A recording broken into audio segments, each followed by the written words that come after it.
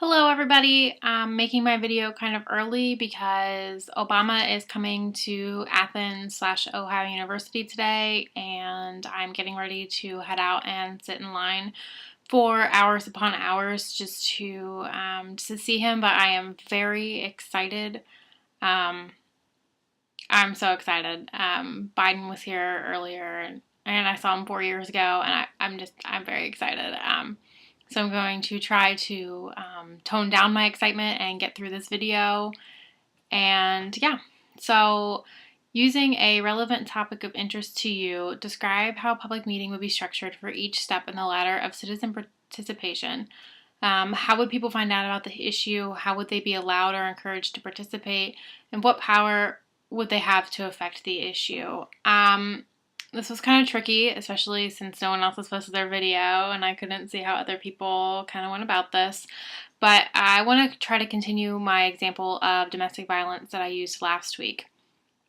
A public meeting could be to assess resources needed in the community for survivors of domestic violence, or even just to assess existing resources that are already in place. The meeting would be advertised throughout the community, and there would be people on hand to discuss the prevalence and impact of domestic violence and the current resources available just to kind of get things started.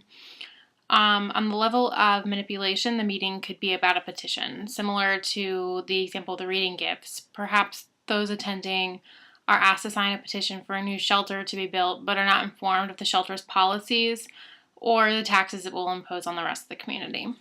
Next is therapy. They use therapy so manipulative. It blows my mind. Pretty gross.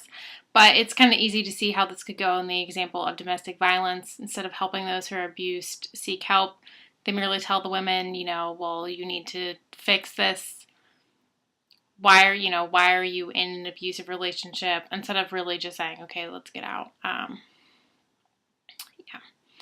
As for informing, then the meeting would just simply state, okay, this is what domestic violence is, and if you're experiencing it, go here. And then that's it. Consultation would involve, most likely, a survey of the community to find out how valuable current resources are and what they think should also exist. What resources maybe aren't available yet but should be. Placation is also really shady. To me, this would involve making a committee out of women, possibly at least some domestic violence survivors, giving them a fancy name, but not giving them any real power or no authority to facilitate change or anything like that. In partnership, citizens and higher-ups agree to share the power. A group of survivors will kind of stand up and just say, we demand to have power, we demand to have input, etc. Delegated power would entail a committee having real authority within the program.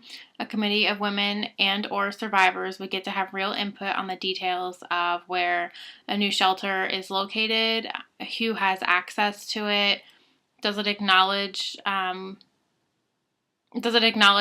men, does it acknowledge people who are abused in same-sex relationships, are children welcome, etc. Citizen control is one step up from delegated power, in that now citizens have all or most of the control in making decisions and formulating policies. The community of citizens has decided now that the new shelter should be outside of the city at a location that only a few people know about.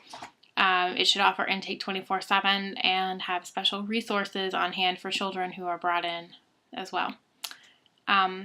So yeah, that's my take on it, and hopefully that was a good example.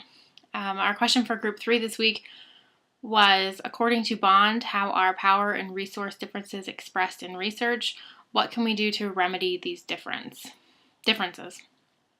Bond says, whenever one party has information that is useful but not generally accessible to another, that party has a degree of power over the other. The researcher has access to scientific knowledge, while participants have like a popular knowledge, a knowledge that the researcher is obviously trying to seek out. So there is kind of a power dynamic, but at the end of the day, the person doing the researching is typically seen as the person with the more power. The information that the researchers ask of participants is usually a lot more intimate and personal than what the information that the researcher may share with the participants. Sorry about that. I got flustered and lost my place on my notes for a second.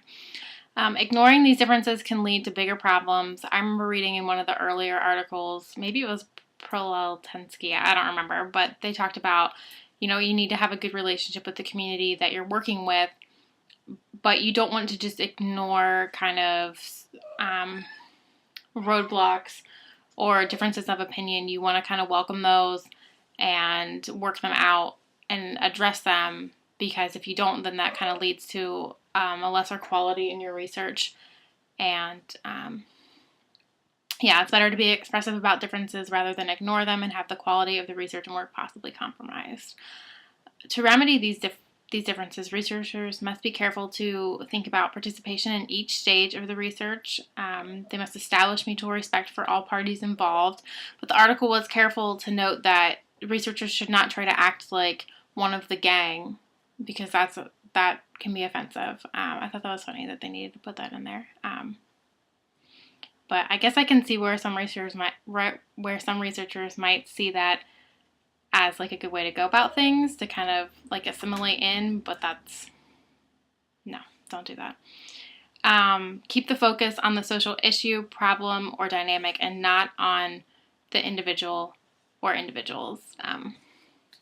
So yeah, I'm sorry that I stumbled over my words so many times. I tried to keep my excitement at a low level, and I have a cat meowing behind me, which you probably heard. But yeah, so that is week 8 for me, and I hope everybody's having a great day. Thanks.